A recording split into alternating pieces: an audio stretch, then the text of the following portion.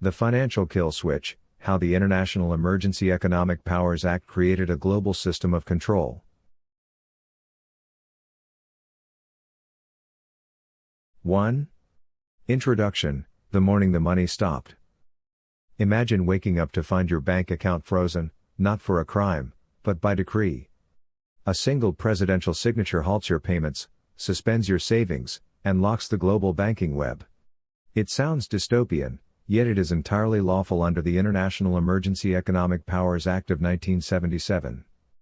Behind the illusion of normal commerce lies a switch the government can flip at will, one that transforms liquidity into leverage, and freedom into permission. Footnote. The IEEPA, 50 U.S. C. Section 1701 to 1708, authorizes the President to regulate or prohibit financial transactions during any unusual and extraordinary threat to national security, including peacetime. 2. Origins, from war economy to emergency economy. The IEEPA's roots reach back to 1917's Trading with the Enemy Act, which allowed wartime presidents to seize and freeze assets of adversaries. But war ended, the powers did not. By the 1970s, America had lived under continuous emergency since Korea. Congress sought to restore balance but instead produced a statute that institutionalized emergency as policy. The state of exception became the state itself. Footnote. The 1973 Senate Special Committee on the Termination of the National Emergency found 4 concurrent emergencies still active, proving temporary powers had become perpetual. 3. The clause that changed everything. IEEPA's language is deceptively simple. If the President deems there exists an unusual and extraordinary threat to national security, they may block transactions and seize property involving foreign interests. The phrase unusual and extraordinary has no fixed definition, making the threshold elastic. The emergency becomes whatever the executive says it is. Footnote. Courts historically defer to presidential discretion in national security. The political question doctrine renders challenges to emergency declarations nearly unwinnable. 4. Financial warfare, from sanctions to strategy. By freezing Iran's assets in 1979, President Carter inaugurated a new era, war by wire transfer. Money replaced missiles. Every president since, Reagan, Clinton, Bush, Obama, Trump, Biden, has used IEEPA to wage policy through payments. The battlefield is the balance sheet, the casualties are economic. Footnote. The 1979 Iranian asset freeze, E.O. 12,170, immobilized $12 billion, later exchanged for hostages under the Algiers Accords, proving frozen capital's diplomatic utility. 5. The Architecture of Control, OFAC and the Global Grid. The Treasury's Office of Foreign Assets Control, OFAC, enforces IEEPA. It maintains the specially designated nationals, SDN, list, individuals, entities, and vessels barred from U.S. commerce. Banks worldwide, fearing multi-billion-dollar fines, obey these directives voluntarily. The result is planetary compliance without global legislation. Footnote. Non-U.S.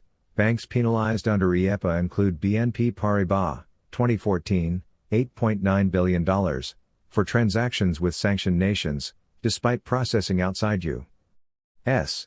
borders. 6. The Invisible Empire, dominance through dollars. Every dollar transaction eventually touches U.S. infrastructure, SWIFT messages, correspondent accounts, or clearing houses in New York. This gives Washington extraterritorial reach.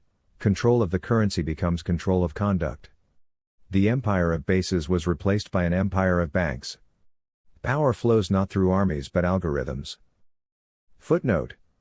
Dollar settlement systems such as CHIPS and Fedwire make U.S. jurisdiction unavoidable for cross-border trade, granting global enforcement power via financial plumbing. 7. The perpetual emergency, law without end. Over 40 national emergencies remain active today, some date to 1979. Each automatically renews unless Congress votes to terminate, a vote that never comes. The constitutional design of checks and balances has inverted, emergency decrees endure by default, freedom lapses by neglect. Footnote. The National Emergencies Act, 50 U.S. C. Section 1622, requires annual renewal review, but congressional inaction ensures indefinite continuation. 8. The domestic turn, from enemies abroad to citizens within. Originally built for foreign threats, IEEPA now stretches to digital platforms and data flows. The 2020 attempts to ban TikTok and WeChat invoke the same authority once aimed at dictators.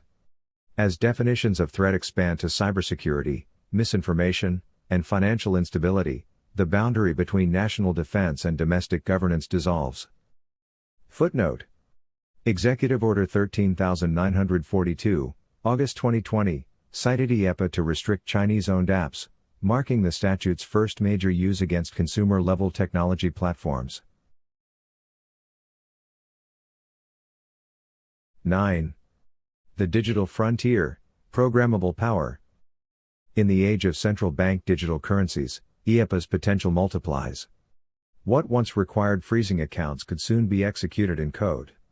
Money itself becomes programmable, allowing instantaneous sanctions at the individual level. Economic behavior turns into software permissions. The infrastructure of emergency fuses with the architecture of currency. Footnote.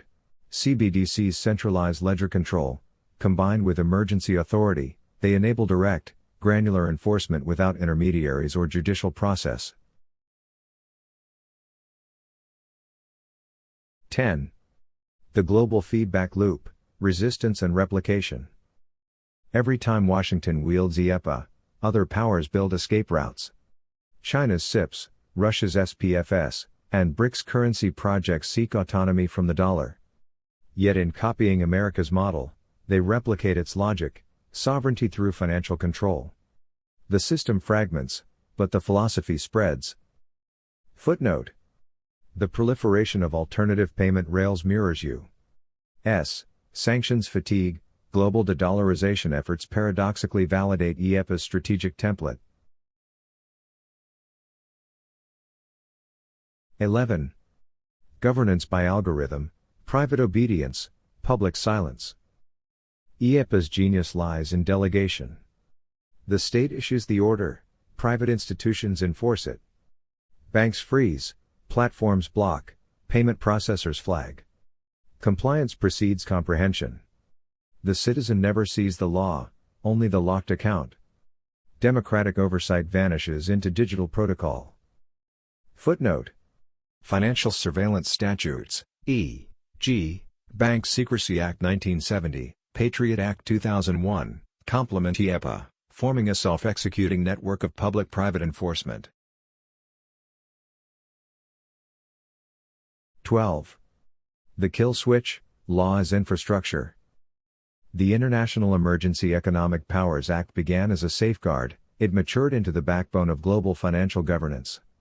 It is not conspiracy but code, a constitutional bypass hidden in plain sight. As definitions of emergency expand from war to weather to misinformation, the switch moves closer to home. Control of money has become control of movement, speech, and survival. The future will not ask for permission, it will ask for compliance. Footnote. IEEPA demonstrates how emergency law evolves from exception to institution, revealing the transformation of liberal economies into managed systems of perpetual vigilance.